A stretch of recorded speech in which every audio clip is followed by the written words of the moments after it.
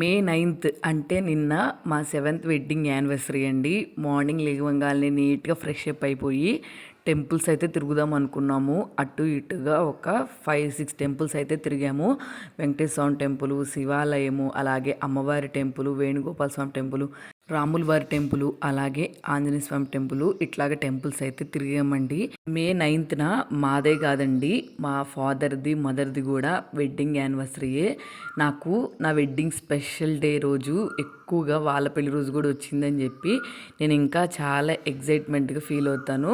Temples అన్నిట్లో ఒక్కొక్క కొబ్బరికాయ అయితే కొడదాం అనుకొని ముందే కొబ్బరికాయలు అవన్నీ తీసుకుని అయితే వెళ్ళామండి. అందుకని చెప్పి ప్రతి ఒక్క టెంపుల్లో కొబ్బరికాయ కొట్టాము.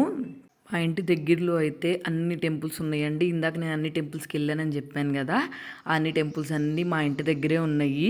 మేమైతే అభిషేకం చేయించుకోకూడదని చెప్పి చేయించుకోలేదు, కానీ అభిషేకం చేయించుకునే టైంకి అయితే వెళ్ళాము. చాలా పాజిటివ్ వైబ్స్ వచ్చినాయి.